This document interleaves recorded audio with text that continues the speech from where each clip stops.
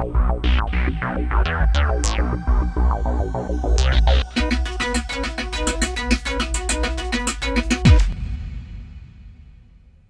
and we say a fantastic day to you at this moment of your time.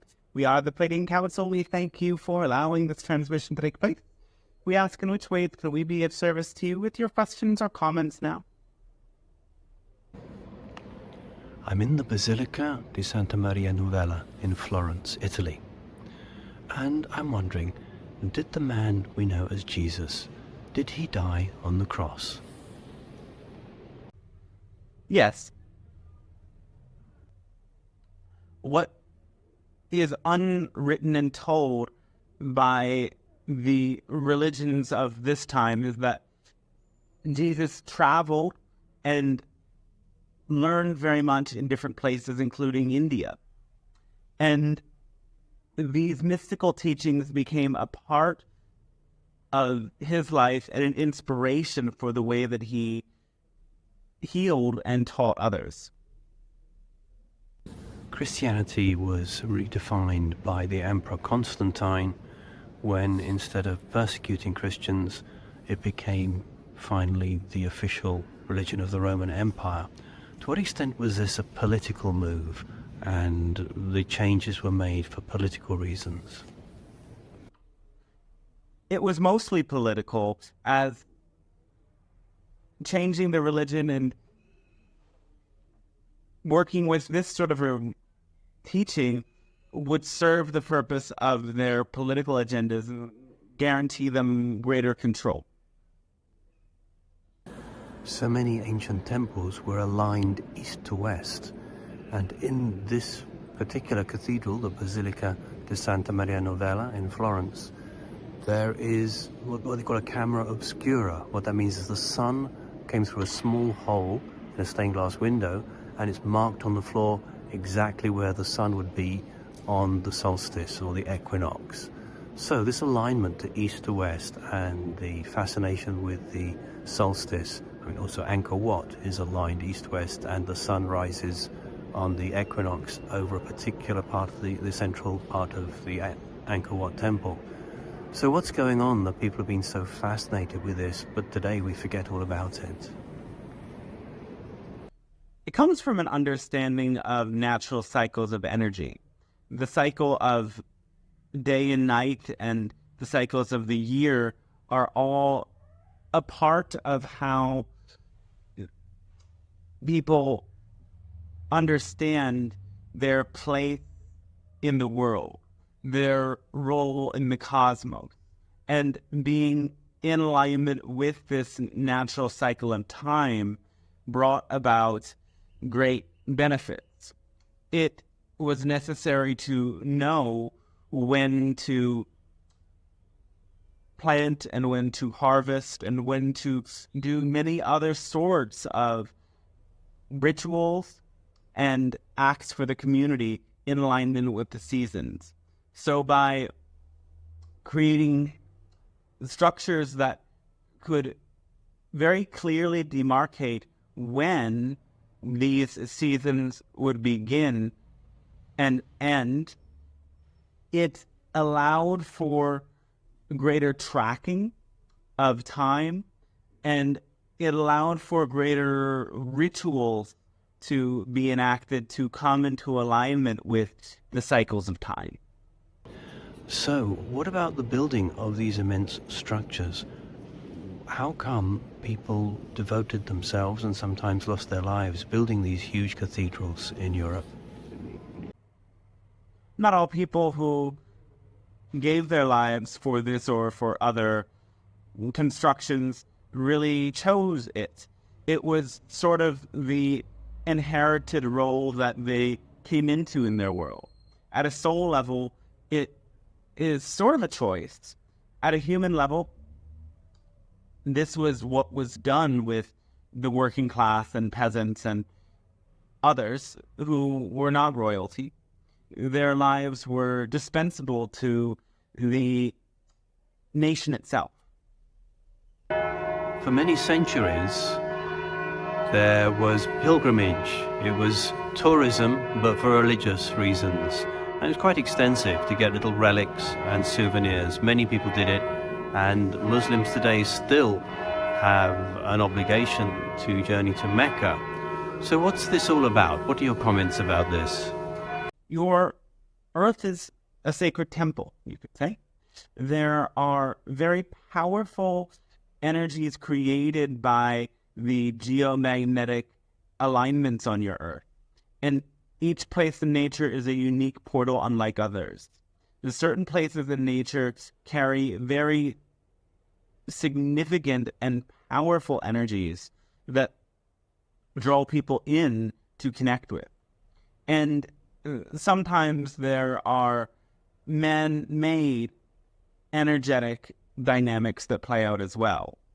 Like in some of these religions, this particular place where a prophet had a certain experience became turned into the idea of something very holy.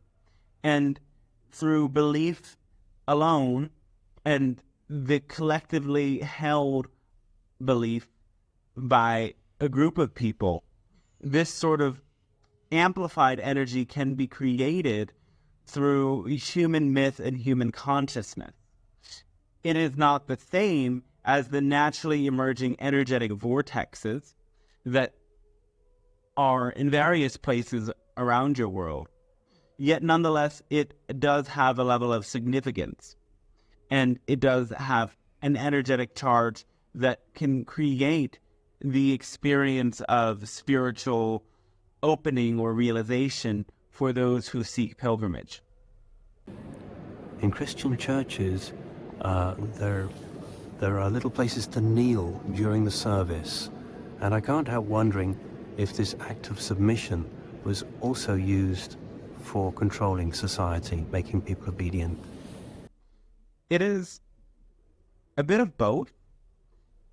It is based on the spiritual principle of humbling oneself to source and recognizing that there is a force that is source, that is far beyond the complete individual capacity of self-interest. And this bowing to the greater force is a very spiritual act.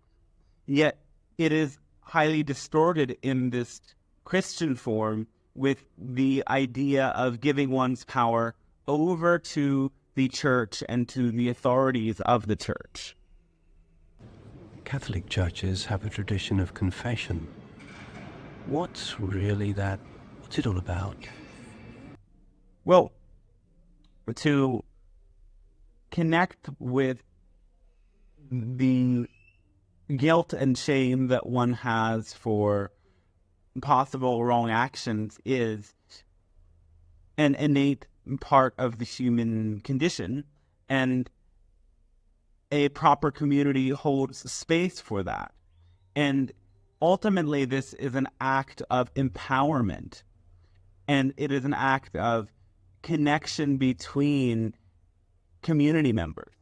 It is an act of empowerment as the owning of one's feeling of shame or guilt or being out of alignment with one's spirit or one's true intentions allows one to experience forgiveness and allows one to thus experience the eternal redeeming power that is sourced within them.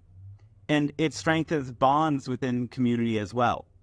Yet Christianity, as you call it, and especially Catholicism, is built upon an hierarchical structure that divests power and takes it from the individuals and brings it into the church in the form of money, in the form of one's sense of value and self-worth, and one's freedom to feel free from guilt and shame.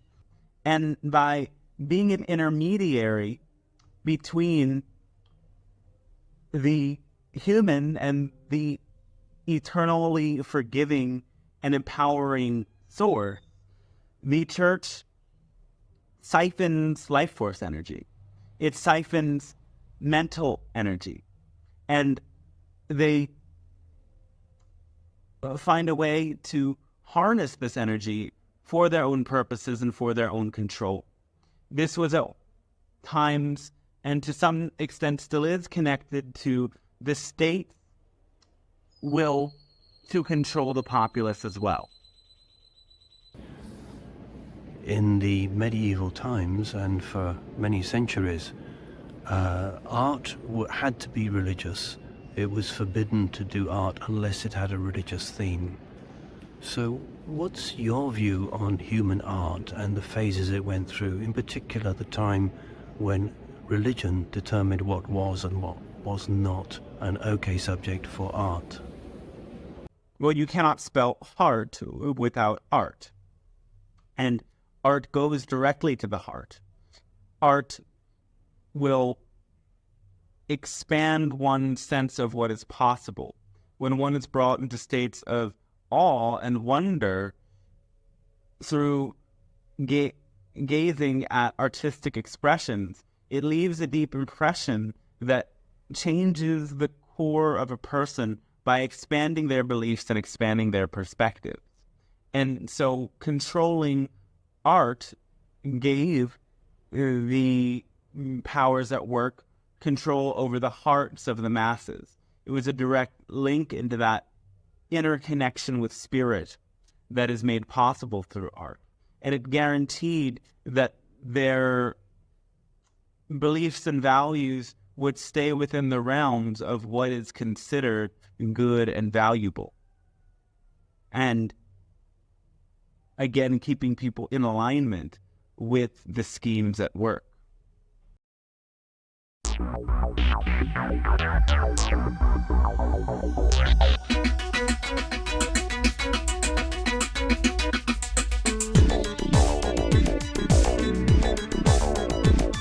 On the spaceship of Babel, we are gliding through the stars on a 5-year mission beyond Jupiter and Mars, a celestial encounter on a future Noah's Ark, and you won't hear us coming as we whisper in the dark.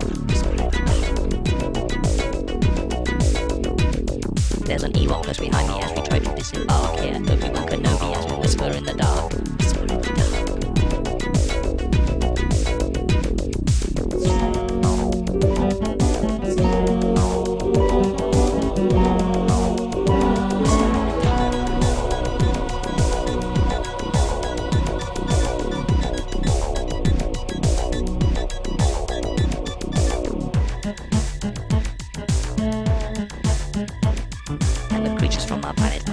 In the hold, we all practice Ayurveda so we won't be growing old. As we speak Arthur Hermina with the strangeness of a quark, you can hear us on the phone as we whisper in the dark. Whisper in the dark. Betelgeuse is brilliant as we sizzle like a spark. I am lying, Alice singing as we whisper in the dark. Whisper in the dark.